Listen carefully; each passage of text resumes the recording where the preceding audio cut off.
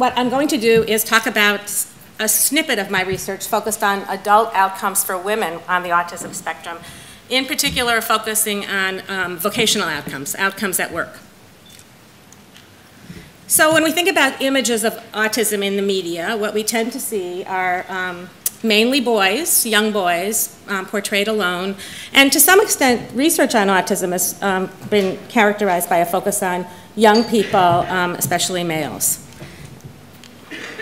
Now, things began to change in the year 2000 because of the Interagency Coordinating Council on Autism that Dr. Insel chairs, and at that, he showed you a list of 7 questions. But in 2010, they added a really important question from my perspective, and that was a focus on adulthood. And the question was question 6, what does the future hold, particularly for adults? And they articulated the need for studies of the scope and impact of the spectrum of autism in adults, including critical life transitions. And they called for the need for longitudinal studies that follow carefully characterized cohorts and their families into adulthood to understand risk and protective factors. Well, I was thrilled to see this because we had been doing work along these lines for the previous 10 years, starting at around 2000. And our study is called the Adolescents and Adults with Autism Study. It's based in Massachusetts and Wisconsin. We have the families of about 406 adolescents and adults with autism who joined our study and who've remained with our cohort over the past 14 years. It's an amazing commitment, and it's only because of their commitment that I'm able to share these results with you today. It's a community sample, not a clinical sample, and these families have allowed us to come into their homes and collect data from them 10 times over this period of time. So what we have is information about trajectories. This is a word that Dr. Insel mentioned, and it's a major part of this story. When the study began, the adolescents and adults ranged in age from 10, the youngest, to 52, the oldest, and we reached out for older people with autism so that we could begin a process of understanding autism in midlife and old age, as well as adolescence and early adulthood. About 2/3 of the individuals were adolescents when the study began. And we tracked their transitions over the 14 years in and out of high school, into the world of work, those who moved away from the family home, how that affected them. And I'll just want to spend a minute talking about our overall study findings, and during the break I'm happy to talk with you about these results as well. We saw autism change during the study. Autism symptoms and behavior problems became less severe as individuals moved through adolescence and into adulthood. We saw improvements in daily living skills, which tend to plateau, sadly, in midlife and maybe begin to decline. We saw that the social context can have a major effect on autism symptoms and functioning, and these social context variables include having been in inclusive education during childhood, positivity in the family environment, higher family socioeconomic status, and importantly, engagement in productive work activities and post-secondary education. So this is work that I did with my former postdoc, Julie Taylor, who's now a faculty member at Vanderbilt University. And Julie and I decided to try to create a scale that would order the engagement of an individual with autism from the most engaged to the least engaged in terms of the world of work. The most engaged gets a 9 on this scale, and basically that's for individuals who have a competitive job in the community or who are participating in post-secondary education, a degree-seeking program, for 10 hours a week or greater. And a 1 on the scale, the least engaged, are for individuals who have no daytime activities during their adult years. And we went through all of our data over this 14-year period and categorized each person on this 9-point scale at each of the time points so that we could track trajectories of engagement in employment. And we asked a series of questions. One is, does the level of independence and engagement in vocational activities change over 10 years? And we zeroed in on a subsample of 161 adults who started our study in adulthood. And 45 of these were women, and most of them had an intellectual disability. And we looked at, first of all, what are the factors that predict the initial level of vocational engagement, and then subsequently the predictors of change during the study period. And not that surprisingly, not having an intellectual disability and being more independent in daily activities were the factors that predicted the level of independence and engagement in vocational activities. And gender didn't matter. But when we looked at predictors of change over the study period, that's where gender emerged as a major factor. And men and women changed differently. And this is a graphic that shows you how men and women changed during the study period. Women declined, men were stable in their independence and engagement and work. Women declined 15 times the rate of any change in males. And this is not just a statistical difference, this is a meaningful difference. When you think about where the women in our study began, on average, they were in supported employment in the community for 10 hours a week or more.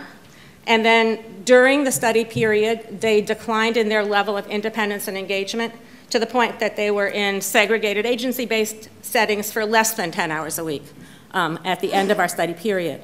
And what that meant for those individuals and their families, this audience understands. The families became responsible for finding and coordinating their daytime activities. And it was a significant blow. Losing a job is a significant blow for anybody. And these women with autism and their families both experienced a significant blow.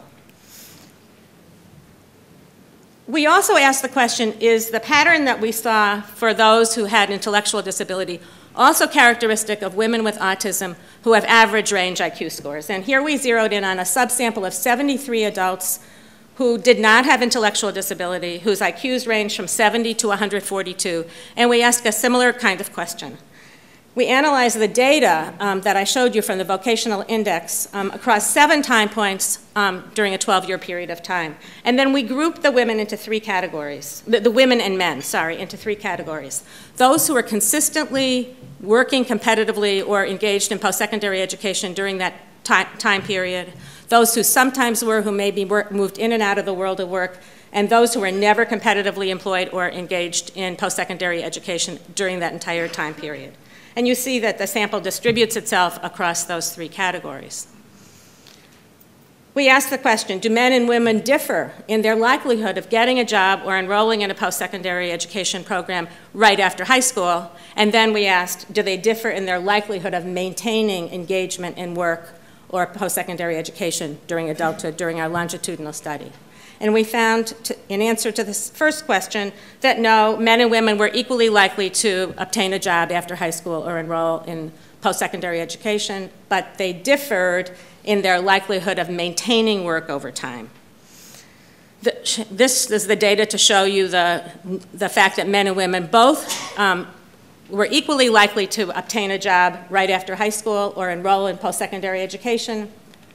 But this is, again, work that Julie Taylor and I have done together. If you look at the group that were categorized as consistently employed throughout the study period, it's all men. There wasn't a single woman of these women with average range IQs who were consistently employed at each of the time points over this 12-year period.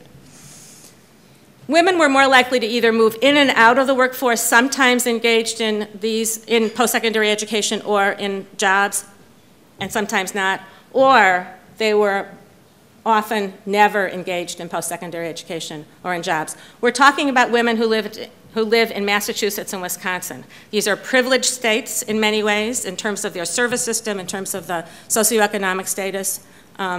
It only represents those states, but you can imagine other places where the data would be much worse. We delved into the data to ask, well, were the men and women in our sample different? Were there differences that could account for why they had such different trajectories in employment and post-secondary education? But they didn't differ in our sample. There weren't differences in age or in the severity of their autism symptoms or behavior problems or parents' socioeconomic status or even the level of psychological well-being of their parents. The only gender difference we saw was in personal care skills, where women had poorer personal care skills than the men in our sample.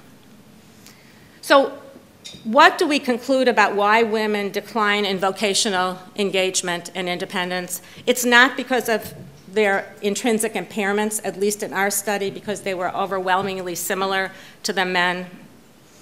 It's possible that girls receive fewer opportunities in high school for internship experiences, and perhaps they enter adulthood with less experience than their counterparts who are boys. Maybe, and I believe this, coworkers and employers are uncomfortable with women when they have atypical behavior or poor grooming skills.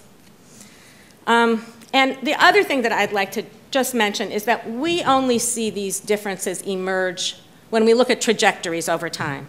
And this is a plea for not only participating in research, but staying in research that is longitudinal, because it is the trajectory during prenatal development, during childhood, and we see during adulthood that can really reveal the patterns that are important to attend to.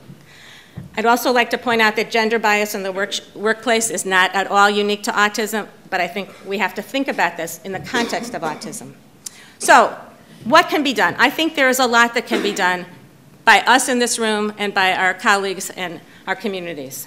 We need to advocate in specific for girls with autism to help them have the opportunities to have internships and early vocational experiences so that they are as well prepared as the boys with autism to become successful in the world of work. We need to set really high achievement expectations for our daughters with autism. There's a lot of data to show that parents, teachers, friends' achievement expectations have a major influence on life, not just in the short run, but that play out over decades. And I'm happy to share with you some of those studies that are so important. We need to reinforce behaviors and skills that make engagement in the world of work more successful for girls, especially in the context of perhaps more stigma for girls who have atypical behaviors. A suggestion that I can give you just based on anecdotal data is that some families have created a network of part-time jobs, 2 or 3 part-time jobs for their sons and daughters with autism, so that if one of them falls apart due to a variety of factors, it's not all or nothing.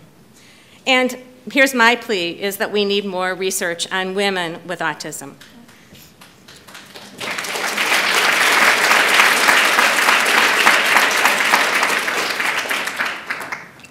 So my last slide are my thanks to my collaborators at Wisconsin, and also especially to Julie Taylor, who's at Vanderbilt, as I mentioned, and then to our funding sources at the NIH, at Autism Speaks, and to our research centers, which have both, the Kennedy Center at Vanderbilt and the Weissman Center at Wisconsin, have been focused on neurodevelopmental disorders for more than 40 years, and that these are career-long commitments that we all need to be making to be able to reach the goals that we're all here to reach. So thank you very much.